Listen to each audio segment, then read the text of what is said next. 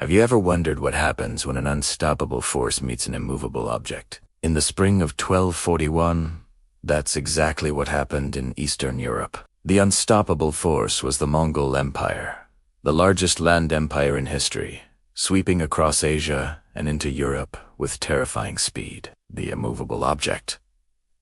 The heavily armored, chivalrous knights of medieval Europe, the pride of Christendom. Their collision at the Battle of Legnica would become a legendary and brutal lesson in warfare. So, how did this epic clash come about? It all started with Genghis Khan's grandson, Batu Khan, and his brilliant general.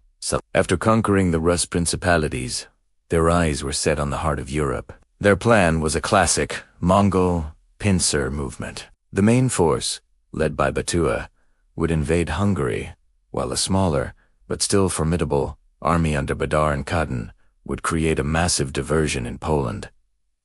Their mission, to prevent the Poles, Bohemians, and their German allies from coming to Hungary's aid. It was a strategy of shock, an overwhelming force. On the other side stood Henry II, known as Henry the Pious, the Duke of Suffolk. He was a quintessential medieval ruler, a devout Christian and a battle-hardened warrior. When he heard the Mongols were thundering towards his lands, he didn't flinch. He began to rally his forces, sending out desperate calls for aid across the Holy Roman Empire. He gathered his own Silesian knights, miners from the gold mines of Goldberg, and peasant levies. He was joined by his cousin, Duke Mieszko, Segunda Tefatofopol, and a contingent of the legendary Knights Templar and Knights Hospitaller. These were the elite special forces of their day, clad in steel and sworn to defend Christendom. Meanwhile, King Wenceslaus, the first of Bohemia, was marching to join Henry with a massive army of 50,000 men. The plan was simple.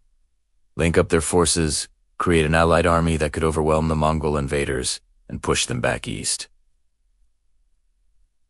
Time was of the essence. Henry knew he couldn't face the Mongols alone, but he also couldn't just sit back and let them rampage through his duchy. He made a fateful decision.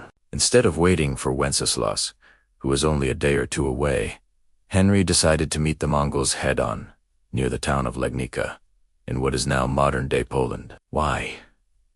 Perhaps it was pride, a belief in the superiority of his armored knights. Perhaps he underestimated the Mongol threat, or maybe he feared the Mongols would bypass him and continue their destruction. Whatever the reason, the stage was set for a decisive battle. On April 9th, 1241, the two armies faced each other on a wide, open plain. The European army was a magnificent sight, a sea of colorful banners, gleaming armor, and powerful war. It was a force built on the principle of the heavy cavalry charge, a tactic that had dominated European battlefields for centuries. Henry arranged his army into 4 main divisions. The knights, the core of his power, were ready to deliver a devastating blow. They were confident, maybe even overconfident. They saw the Mongols across the field, lightly armored horse archers, smaller in stature, riding wiry ponies. To a European knight, they probably didn't look like much of a threat. They had no idea they were facing the most sophisticated and disciplined military machine of the 13th century. The Mongol army,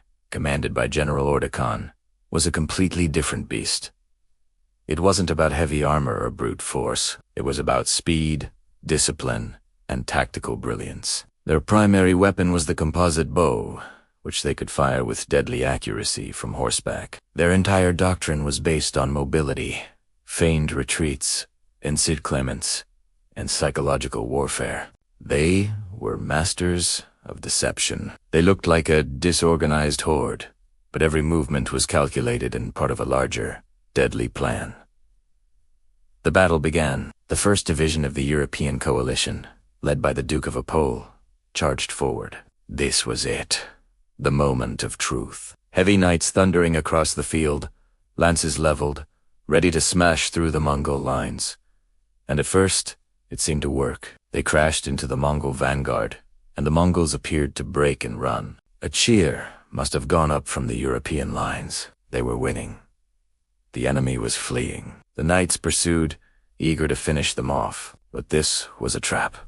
The classic Mongol feigned retreat. As the pursuing knights became stretched out and disorganized, the Mongols suddenly turned. From the flanks, other Mongol units appeared, showering the now exposed knights with a relentless storm of arrows. The horses, unarmored and vulnerable, were the first to go down. A knight without his horse was a sitting duck, slow and clumsy on the ground. The charge faltered, turned into confusion, and then into a desperate struggle for survival. Seeing his 1st Division in trouble, Duke Henry committed his 2nd Division, a mix of Silesian and Polish forces. They charged in to rescue their comrades, and for a moment they managed to push the Mongols back. But the Mongols were masters of controlling the flow of battle. They didn't engage in a slugging match. Instead, they used another one of their terrifying tools: smoke. They lit fires, creating a thick, choking smoke screen that blew across the battlefield. The Europeans were blinded, disoriented. They couldn't see their commanders, their banners, or the enemy. Communication broke down. Chaos reigned. Through the smoke, the Mongols launched their horse archers galloped in and out of the haze, firing arrows at point-blank range, and then melting away before the knights could react. The European formations, once their greatest strength, completely disintegrated. It was no longer a battle. It was a slaughter. Men were separated from their units, fighting isolated, desperate duels against a fluid and seemingly omnipresent enemy. At the heart of the chaos, Henry the Pious fought valiantly. With his personal bodyguard and the remnants of his best knights, including the Templars, he launched a final, desperate charge. It was a brave last stand, a scene worthy of a chanson de geste. But bravery was not enough. They were surrounded, overwhelmed. The Mongols' arrows found their marks, fell in horse after horse. Henry was unhorsed, and in the brutal melee that followed, he was cut down and killed. According to the chronicles, the Mongols found him, beheaded him, and paraded his head on a spear in front of the walls of Legnica. With their leader dead and the army shattered, the battle was over. The Mongols systematically hunted down the survivors. They showed little mercy. The chronicles describe a horrific aftermath, with the Mongols reportedly cutting an ear from each fallen enemy as a way to count the dead. The number they counted was staggering. The entire Allied army was virtually annihilated. The flower of Polish and German knighthood lay dead on the field. The immovable object had been utterly shattered. The psychological impact of Legnica was immense. News of the disaster spread like wildfire across Europe, sparking terror and panic. People believed the Mongols were a divine punishment, the apocalyptic armies of Gog and Magog sent to destroy Christendom. Prayers were held, and kings trembled on their thrones. The seemingly invincible European knight had been defeated.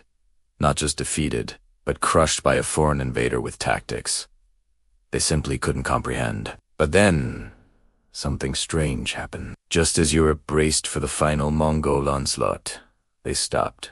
After sacking the countryside, the Mongol army that had won at Legnica turned south to rejoin the main force in Hungary. And then, the entire Mongol invasion force, having just crushed the Hungarian army at the Battle of Mohi 2 days after Legnica, suddenly packed up and went home. Why? Their great Khan, Gadai, had died back in Mongolia. According to Mongol tradition, all princes of the bloodline had to return to the capital Karakorum to elect a successor. Europe was saved, not by any army, but by the death of a single man. Thousands of miles away, the Battle of Legnica remains a powerful lesson in military history. It was a stark demonstration that brute force and heavy armor are no match for superior tactics, mobility, and discipline. The European knights learned a brutal lesson that day.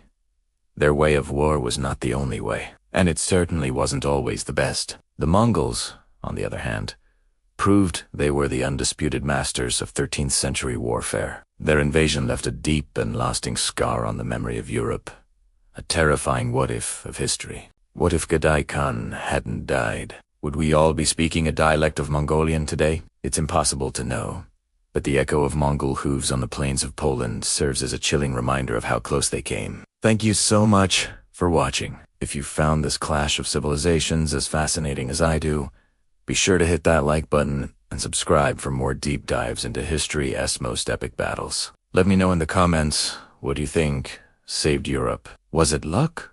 Or was the Mongol invasion doomed to fail anyway? See you in the next video.